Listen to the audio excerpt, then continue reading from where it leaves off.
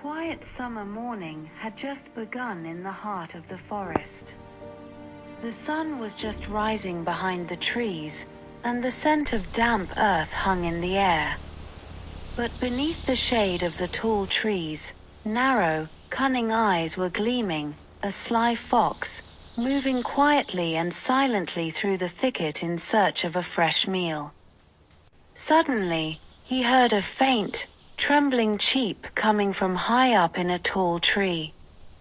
The fox looked up carefully. It was the stork's chicks. Small chicks, nesting in the treetop nest. However, the fox could not climb. He looked for a moment, and a dark thought sparked in his mind. He walked slowly to the base of the tree and shouted, "Oh, heedless stork! Why did you build a nest on my tree without permission? This tree is my father's legacy. Now, I intend to cut it down." He then began biting the trunk, pretending to chop the wood into pieces. The stork thought for a moment, if the tree fell, his chicks would die.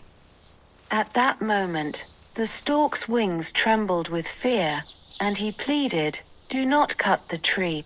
My chicks will be destroyed." The fox narrowed his eyes and replied with a mischievous smile, "To make me stop, you must drop one of your chicks down for me to eat. In that case, the tree will remain." The stork, with eyes wet with tears, was trapped between love and fear. Finally, he dropped one chick to the ground. The fox, with a triumphant smile, snatched the chick in his mouth and disappeared.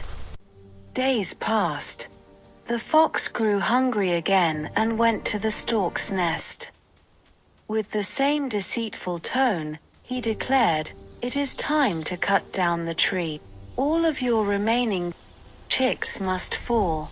And the stork, compelled, sacrificed another chick to the fox's trickery. This same scene was repeated again and again, until only one chick remained in the stork's nest. One day, a wise and intelligent crow landed near the stork's nest and asked him, "Why are you so sad?"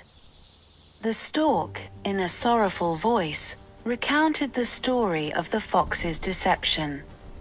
The crow laughed and said, "Tomorrow, when the fox returns, tell him to cut down his tree. His teeth are not for cutting wood. Let him expose himself."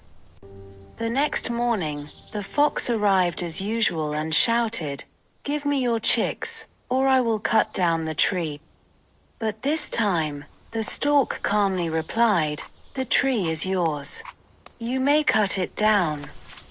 The fox drove his teeth into the trunk. The sound of the bark cracking echoed, but the wood of the trunk didn't even scratch. The fox's teeth broke. He let out a cry of pain and fled. The crow and the stork became happy and joyful, and the forest returned to peace. And the animals of the forest understood that cunning is not always the winner.